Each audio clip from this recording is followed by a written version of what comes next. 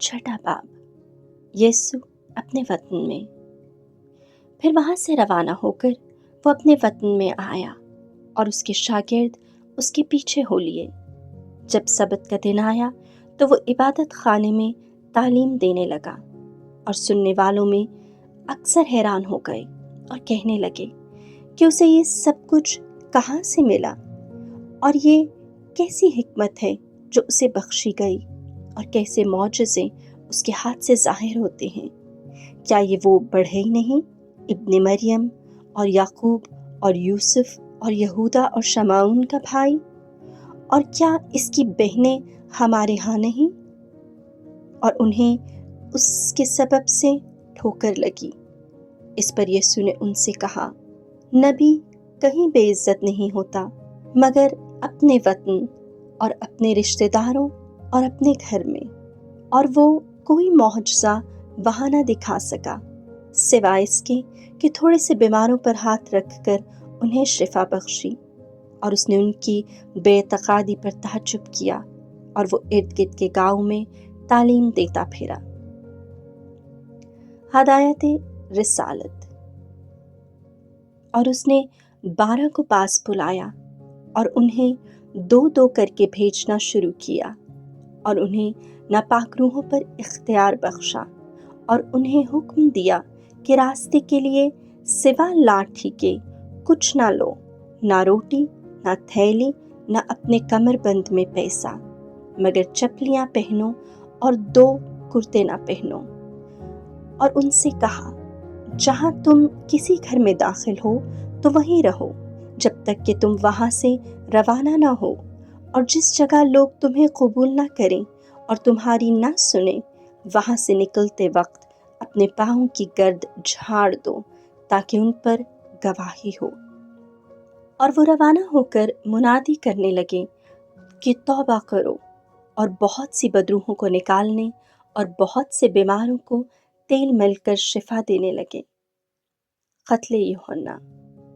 اور ہیرودیس بادشاہ نے اس کا ذکر سنا، کیونکہ اس کا نام مشہور ہو گیا تھا، اور لوگ کہتے تھے کہ یوحنا اصطباغی مردوں میں سے جی اٹھا ہے، اس لیے اس سے معجزے ظاہر ہوتے ہیں۔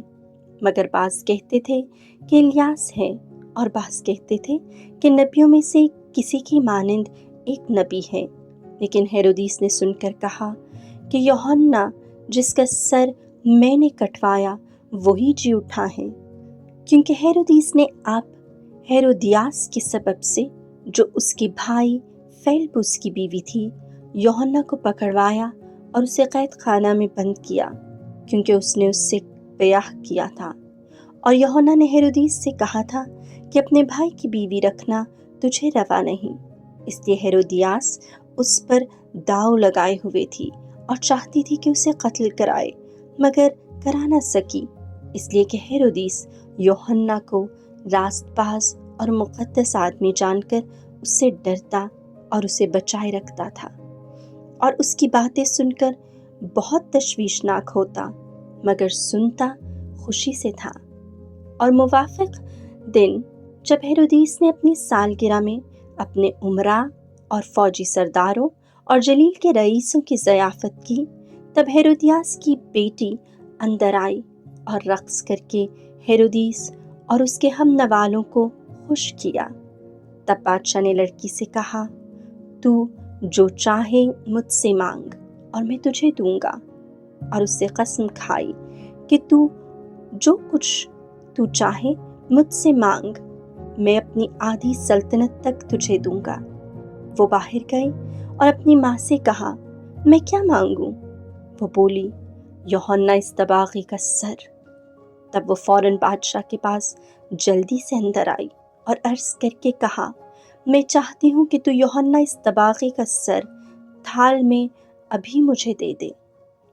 بادشاہ بہت غمگین ہوا، مگر اپنی قسموں اور ہم نوالوں کے سبب سے نہ چاہا کہ اسے دلگیر کرے۔ بس بادشاہ نے فوراً حکم دے کر سپاہی کو بھیجا کہ اس کا سر لائے۔ اس نے جا کر اس کا سر قید خانے میں کاٹا، اور اس کا سر تھال میں لایا اور اس لڑکی کو دیا، اور لڑکی نے اپنی ماں کو دیا، اور اس کے شاگرد یہ سن کر آئے اور اس کی لاش اٹھا کر قبر میں رکھی۔ روٹیوں کا معجزہ۔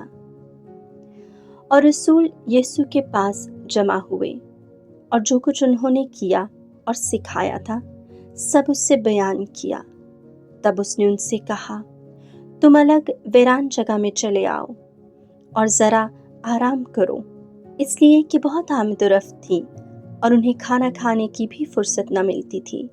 بس وہ کشتی پر چڑھ کر ایک الگ ویران جگہ میں چلے گئے اور بہتیروں نے انہیں جاتے دیکھا اور جان گئے، اور سب شہروں سے اکٹھے ہو کر وہاں پیدل دوڑے اور ان سے پہلے جا پہنچے۔ اور یسوع نے اتر کر بڑا ہجوم دیکھا اور اسے ان پر رحم آیا، کیونکہ وہ ان بھیڑوں کی مانند تھے جن کا چرواہا نہ ہو، اور وہ انہیں بہت سی باتوں کی تعلیم دینے لگا۔ جب کافی دیر ہو گئی تو اس کے شاگردوں نے اس کے پاس آ کر کہا کہ یہ جگہ ویران ہے اور بہت دیر ہو چکی ہے، انہیں رخصت کر تاکہ آس پاس کے گاؤں اور بستیوں میں جا کر اپنے واسطے کچھ کھانا مول لیں۔ اس نے جواب میں ان سے کہا، تم ہی انہیں کھانے کو دو۔ تب وہ بولے، کیا ہم جا کر 200 دینار کی روٹیاں مول لیں اور انہیں کھلائیں؟ پر اس نے ان سے کہا، تمہارے پاس کتنی روٹیاں ہیں؟ جاؤ دیکھو۔ انہوں نے دریافت کر کے کہا، 5 اور 2 مچھلیاں۔ تب اس نے انہیں حکم دیا کہ سب کو ہری گھاس پر کیاری کیاری میں بٹھاؤ۔ وہ 100 اور 50 کے دستوں میں بیٹھ گئے۔ تب اس نے وہ 5 روٹیاں اور 2 مچھلیاں لیں اور آسمان کی طرف دیکھ کر برکت چاہی اور روٹیاں توڑی اور اپنے شاگردوں کو دیں اور ان کے آگے رکھیں، اور اس نے وہ 2 مچھلیاں بھی ان میں سے لیں اور بانٹیں، اور سب کھا کر سیر ہو گئے۔ اور انہوں نے بچے ہوئے ٹکڑوں سے 12 ٹوکریاں بھر کر اٹھائیں اور کچھ مچھلیوں سے بھی۔ اور جنہوں نے وہ روٹیاں کھائیں وہ 5000 مرد تھے۔ یسوع کا پانی پر چلنا۔ اور فوراً اس نے اپنے شاگردوں کو مجبور کیا کہ کشتی کی طرف جائیں اور اس سے پہلے بیت سیدا کو پار چلیں جب تک کہ وہ ہجوم کو رخصت کریں، اور انہیں رخصت کر کے پہاڑ پر دعا کرنے لگا۔ اور جب شام ہوئی تو کشتی جھیل کے بیچ میں تھی اور وہ اکیلا خشکی پر تھا، اور اس نے دیکھا کہ وہ کھینے سے بہت تنگ ہیں کیونکہ ہوا ان کے مخالف تھی۔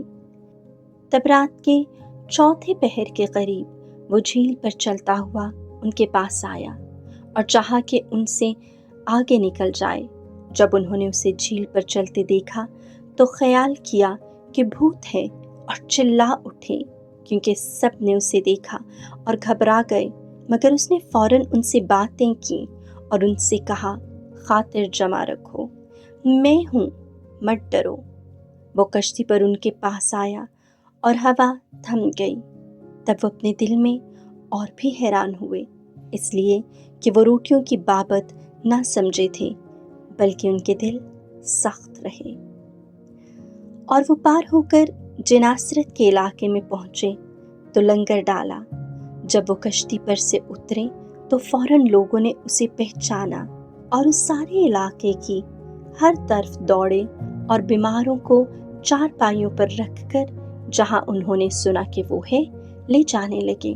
اور وہ جہاں کہیں گاؤں یا شہروں یا بستیوں میں جاتا تھا وہاں لوگ بیماروں کو چوکوں میں رکھتے تھے اور اس کی منت کرتے تھے کہ وہ صرف اس کی پوشاک کے دامن ہی کو چھو لیں، اور جتنے اسے چھوتے تھے شفا پاتے تھے۔